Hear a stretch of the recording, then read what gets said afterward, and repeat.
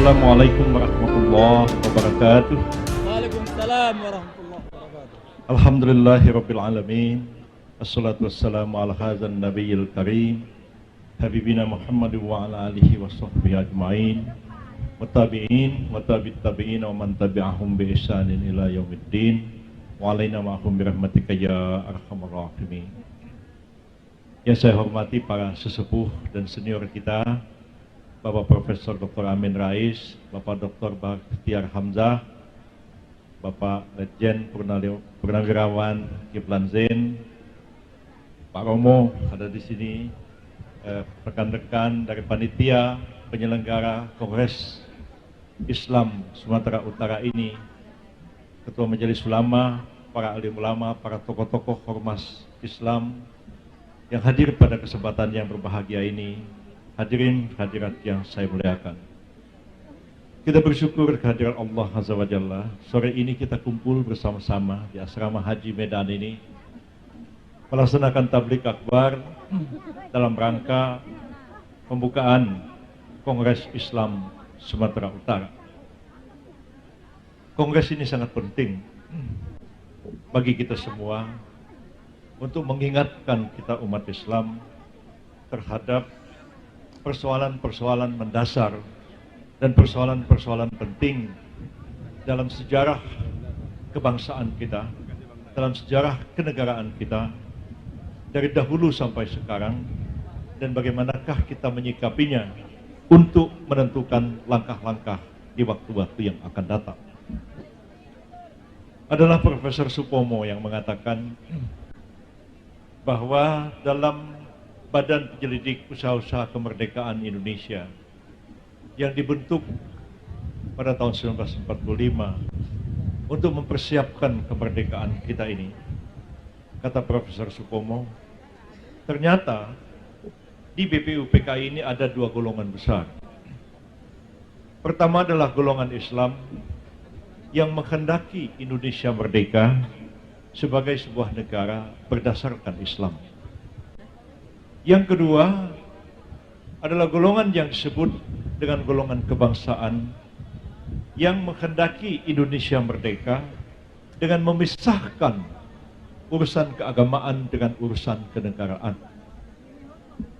Yang dalam bahasa sekarang ini adalah golongan sekuler, yang bahasa Belanda dulu bilang scheiding van kerk en staat, atau separation of church and state, memisahkan agama atau gereja dari negara.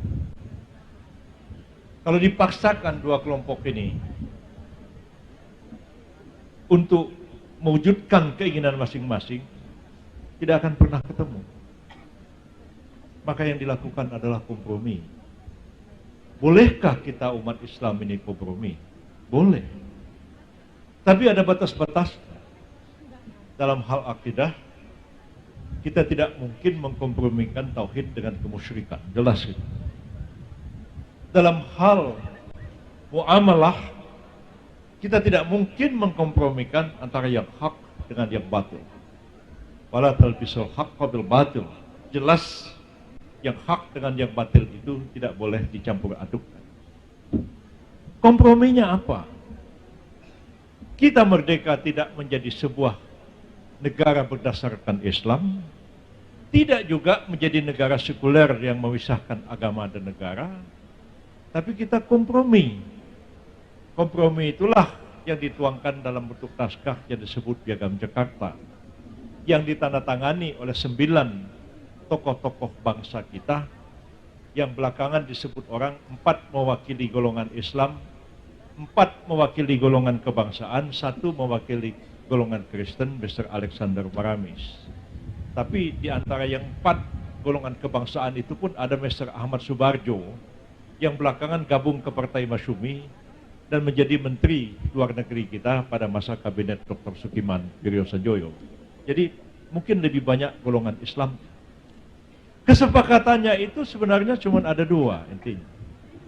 Pertama, negara berdasar atas ketuhanan dengan kewajiban menjalankan syariat Islam bagi pemeluk-pemeluknya menurut dasar kemanusiaan yang adil dan beradab. Dan yang kedua, kesepakatannya adalah syarat tentang presiden. Presiden Indonesia adalah orang Indonesia asli dan beragama Islam. Itu kesepakatannya. Yang pertama itu mengatakan ketuhanan dengan kewajiban menjalankan syariat Islam bagi pemeluk-pemeluknya. Saya mau tanya, yang wajib menjalankan syariat Islam itu siapa? Umat Islam? Bukan. Umat Islam itu tidak perlu piagam Jakarta untuk menjalankan syariat Islam. Ya. Coba baca kalimatnya. Ketuhanan dengan kewajiban menjalankan syariat Islam bagi pemeluk-pemeluknya. Ini saya guru besar hukum tata negara. Saya bisa menjelaskan ini dari segi konstitusi. Konstitusi itu berisikan perintah-perintah, kewajiban-kewajiban bagi penyelenggara negara, dan jaminan-jaminan kepada warga negaranya. Karena itu kata-kata ketuhanan dengan kewajiban menjalankan syariat Islam bagi pemeluk-pemeluknya, yang wajib menjalankan syariat Islam itu bukan umat Islam. Yang wajib menjalankan syariat Islam itu adalah negara bagi pemeluk-pemeluknya. Kan kita tahu hukum Islam itu ada di bidang ibadah khassah, di bidang ibadah mahdhah, itu jalan sendiri, tanpa negara jalan. Salat 5 waktu, puasa Ramadan jalan tanpa negara. Yang kedua, ada hal-hal muamalat berkaitan dengan sosial ekonomi. Ada kalanya memerlukan campur tangan negara. Soal perkawinan, soal kewarisan, soal tanah wakaf, itu kalau terjadi dispute, terjadi konflik harus diselesaikan oleh pengadilan. Negara masuk ke situ. Yang ketiga adalah aspek hukum publik.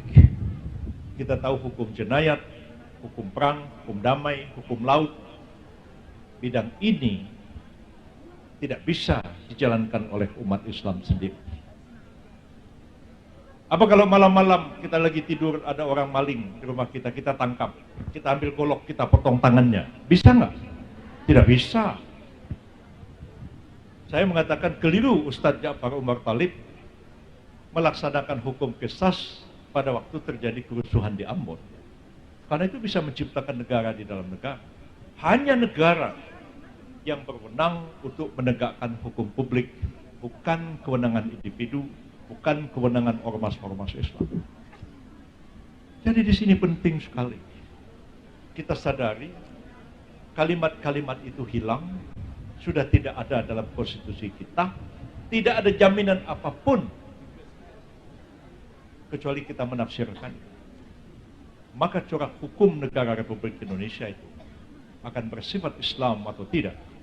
Apakah kita akan menempatkan syariah itu sebagai sumber pembentukan hukum nasional atau tidak, tergantung siapa yang memiliki kekuasaan. Yang kedua, tegas dikatakan Presiden Indonesia ialah orang Indonesia asli dan beragama Islam. Apa yang dimaksud orang Indonesia asli? Ya. Itu timbul hanya bisa dipahami dalam konteks sejarah hukum. Apakah B.J. Habibie orang Indonesia asli? Apakah Abdurrahman Baswedan orang Indonesia asli? Apakah Yusuf Manandi orang Indonesia asli? Kata-kata orang Indonesia asli itu harus dikembalikan kepada hukum Belanda. Karena Belanda membagi penduduk Indonesia itu 3 golongan. Pertama golongan Eropa, kedua golongan timur asing, orang Arab, India, Cina, yang ketiga inlander. Inlander itu orang pribumi, yang dibedakan 2 kelompok. Orang pribumi Islam dan orang pribumi Kristen.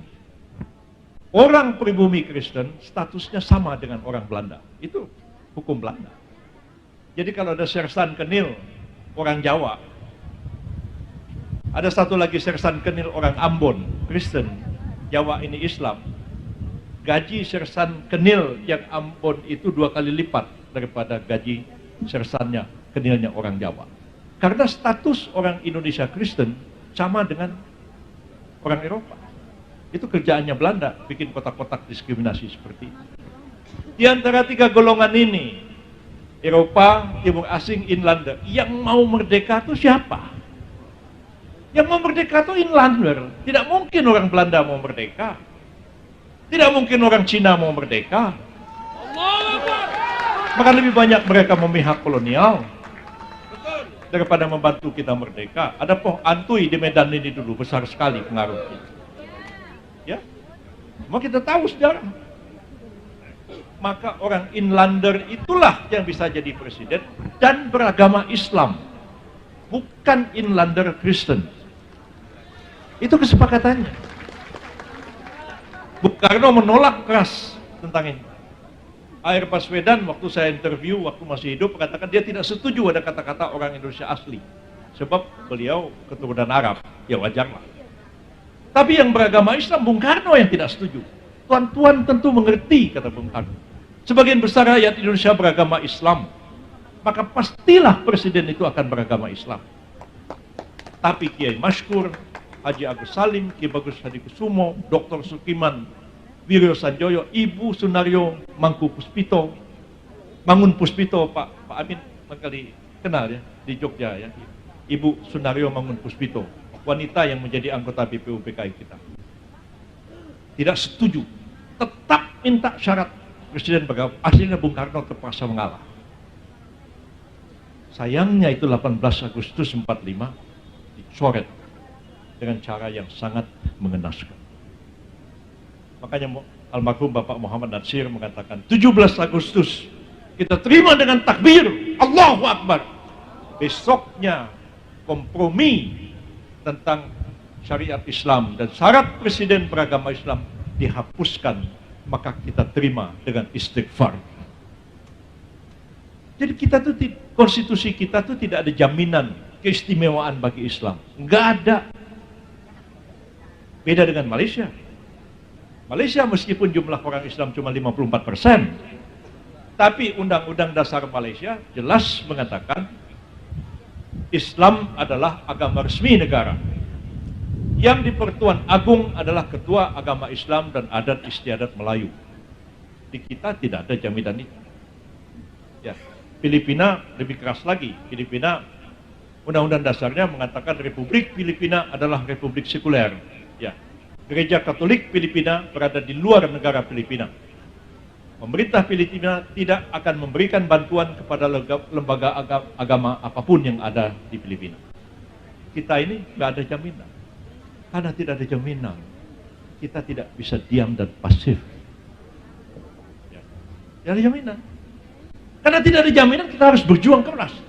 Sama halnya kalau kita membaca syair-syair Muhammad Iqbal.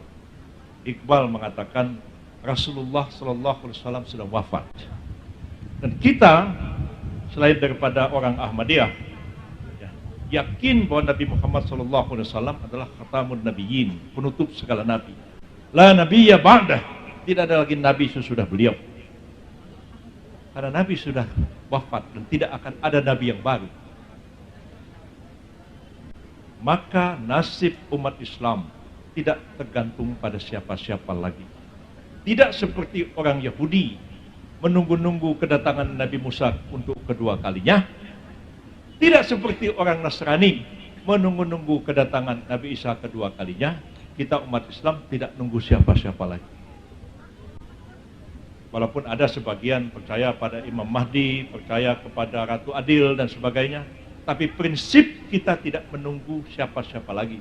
Karena itu nasib kita umat Islam ada di tangan kita sendiri. Kitalah yang menentukan. Oleh karena secara politik tidak ada jaminan. Di Malaysia bagaimanapun Perdana Menteri harus orang Melayu. Tidak mungkin ada Cina jadi Perdana Menteri di India.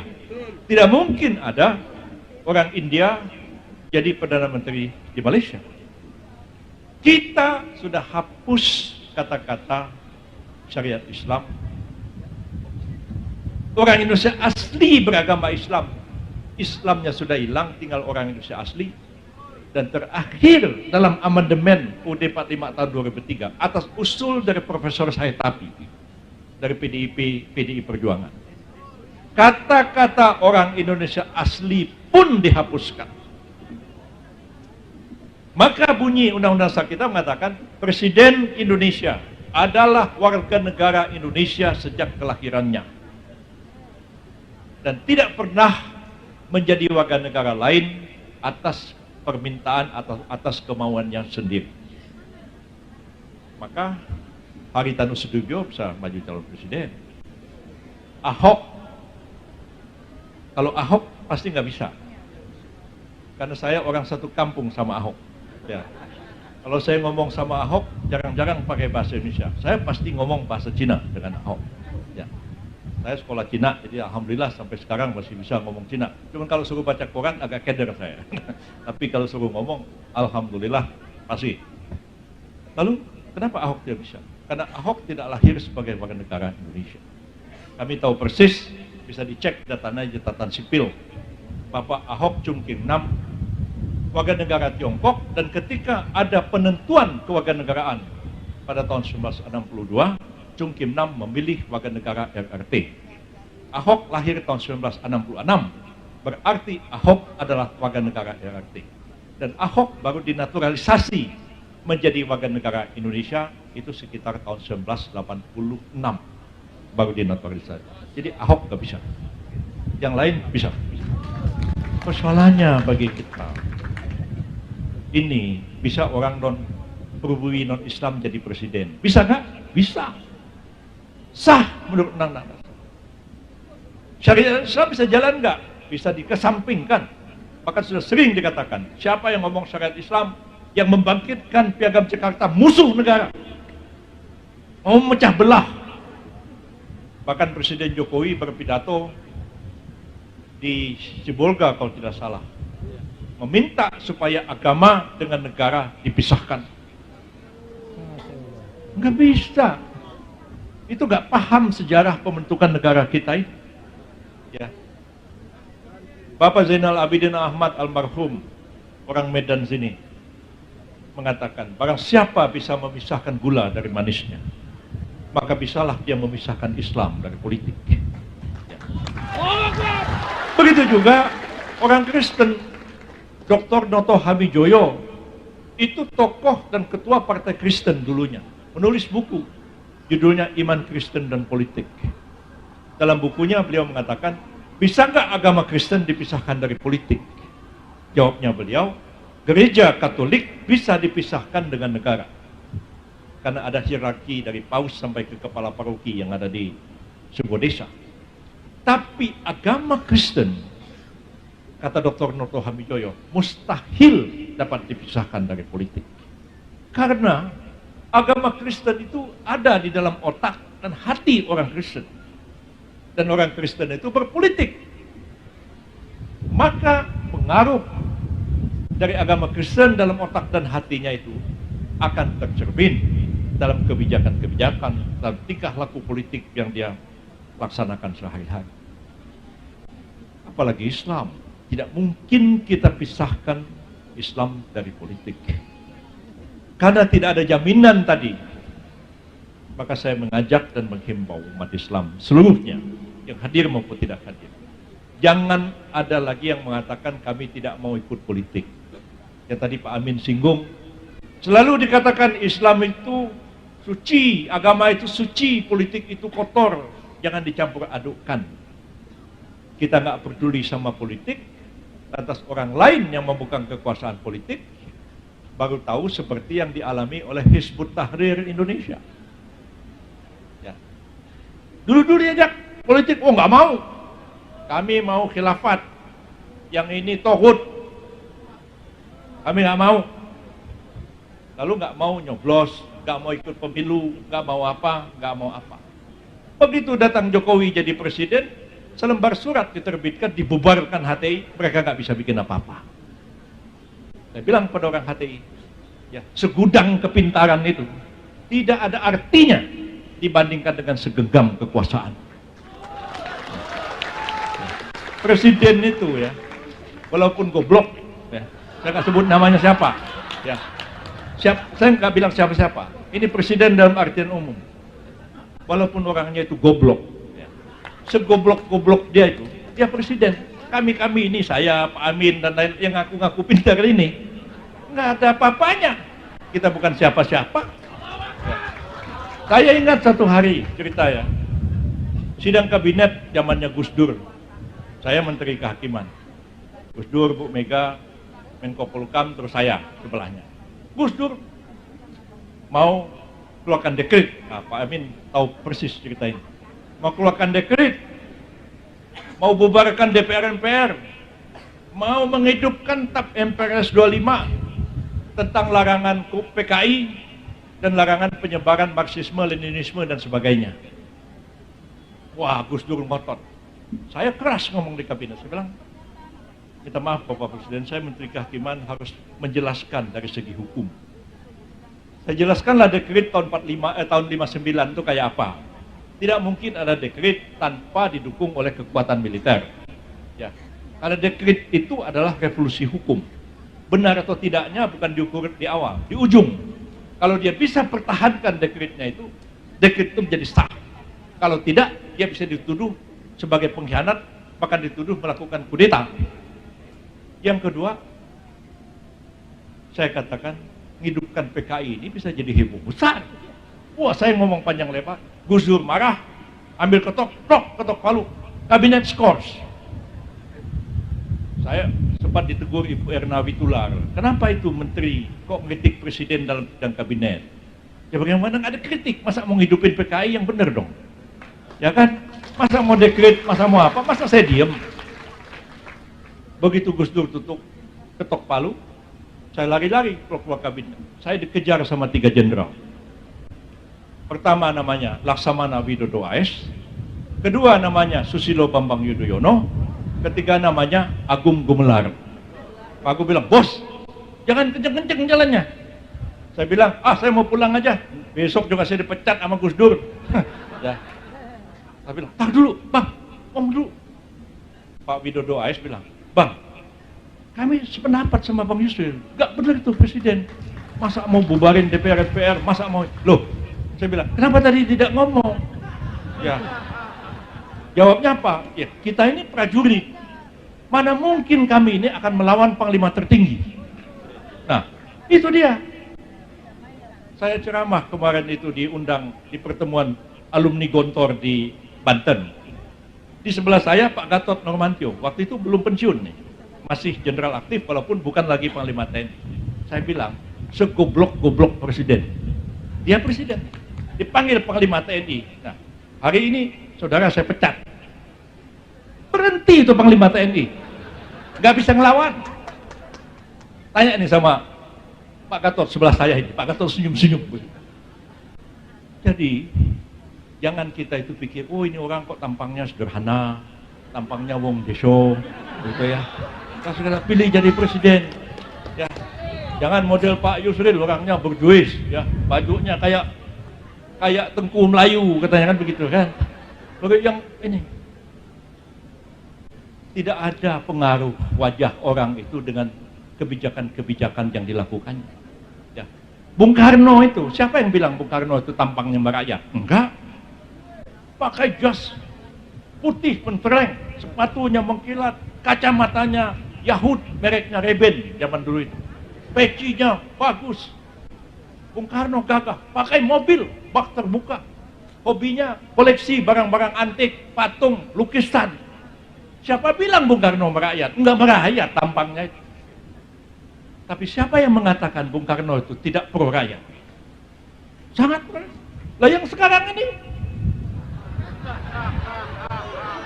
tidak ada hubungannya. Wajah itu lah katanya saya ini dibilang diktator, wong tampang saya tampang wong deso. Nggak ada urusannya. Tampang wong deso nggak deso itu bisa aja jadi diktator. Tampang deso nggak deso bisa aja pro asing, tidak pro kepada rakyatnya sendiri. Allahu Akbar. Jadi pesan saya kepada kita semua, ya, jangan lupakan politik ini. Pak Amin tadi mengatakan ini 2019 sudah dekat, pilkada sudah dekat di Sumut. Jangan kita diam-diam aja, adem ayem aja. Seperti yang saya katakan kepada kawan-kawan HTI, Katanya kalau HTI dibubarkan, 100 pengacara akan membela HTI. Datang saya ke pengadilan, saya tanya Ismail Yusanto, mana yang 99 lagi nih pengacara yang bela Anda ini? Kok awak sendiri pula yang datang ke pengadilan yang bela? Nah, jadi mana yang 99 lagi nih, saya bilang. Nah, ketika orang sudah dalam kesusahan, yang lain pada takut menjauh. Saya berjibaku aja, saya lawannya nggak peduli. Nah, jadi ini kita pengalaman HTI, ya, nggak mau ikut itu, nggak mau ikut ini, begitu dibubarin, saya nggak mati, mempertahankan eksistensi pun susah. Jadi saya pikir ini sajalah umat Islam memilih pemimpin Islam, ikut pemilu nanti pilih partai-partai Islam yang memperjuangkan Islam. Ya. Bukan berarti kita mau zalim sama orang lain, tidak. Kita nggak akan zolim kepada orang Nasrani, zolim pada enggak. Pasti kita ini biasanya mikir-mikir tentang orang lain. Cuman orang lain sayangnya nggak mikir-mikir tentang kita, itu yang repot. Ya. Ya. Kalau kita itu umat Islam situ 70%, mau pilkada, kita pikir-pikir nih, gimana ya, kita ambillah saudara kita agama lain jadi wakil. Kita mikir gitu, kita tuh orang baik. Coba kalau kita di situ yang 30%, mereka yang 70%, nggak pernah mikir seperti itu. Ya, jadi harapan saya jangan pasif, aktif dalam politik ini. Jangan sampai 2019 kembali pemimpin yang seperti begini bikin susah kita semuanya. Terima kasih. Wassalamualaikum warahmatullahi wabarakatuh.